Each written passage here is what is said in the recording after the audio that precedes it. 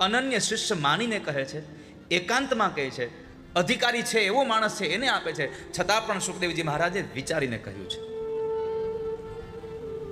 તટસ્થ વ્યક્તિએ કીધું, એકાંતમાં કીધું, જ્ઞાની વ્યક્તિને કીધું, જ્ઞાની વ્યક્તિએ કીધું, અધિકારી છે એટલે અધિકારીને કીધું, છતાં પણ એને વિચારીને કહ્યું છે.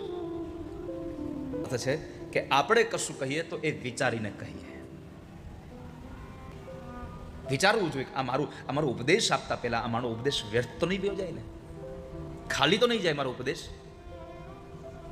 આ સુંદર આ મહાભારત, આ ભાગવત મહાકાવ્ય અને આ કાવ્યના એટલા પ્રયોજનો. કાવ્ય કોને કહેવાય? કાવ્યથી શું મળે આપણને? આ ભાગવતને તમે સાંભળવા બેઠા છો, પણ ભાગવતને સાંભળવાથી મળે શું? કોઈ કવિતાને તમે સાંભળો તો કવિતામાંથી મળે શું તમને? 5-6 પ્રકારના ગુણધર્મો જો અંદર ભર્યા હોય તો જ એને કાવ્ય કહેવાય. સૌથી પહેલા યશની પ્રાપ્તિ થાય છે. આ કાવ્યને ગાવાથી, કાવ્યને સાંભળવાથી યશની પ્રાપ્તિ થાય છે. તમે જુઓ, સુખદેવ અને પરીક્ષિત રાજાએ સંવાદ કર્યો, વિદુર અને મૈત્રેયે સંવાદ કર્યો, કૃષ્ણ અને અર્જુને સંવાદ કર્યો.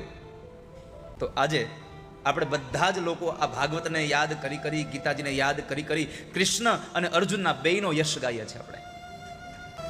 આને ગાવાથી યશ વધે માણસનો.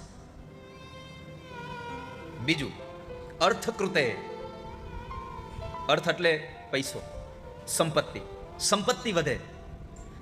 આ ભાગવતને સાંભળવાથી પૈસો નહીં વધે. માત્ર પૈસો એ જ સંપત્તિ નથી. વિચાર, વાણી અને વ્યવહાર આ બધામાં સમૃદ્ધિ વધે તો સમજવું આ કાવ્ય બરાબર જઈ રહ્યું છે.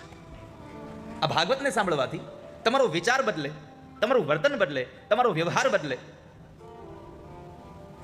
તો સમજવું કે બરાબર છે આ કાવ્યના ગુણધર્મો પ્રમાણે. ત્રીજું, વ્યવહાર વિદે.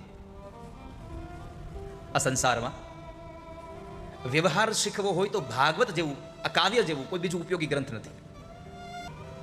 શું કરવું અને શું ન કરવું બેયની સંજ્ઞા આ ગ્રંથોમાં આપી છે. માણસે શું કરવું જોઈએ એ પણ ભાગવત શીખડાવે. માણસે શું ન કરવું જોઈએ એ પણ ભાગવત શીખડાવે છે.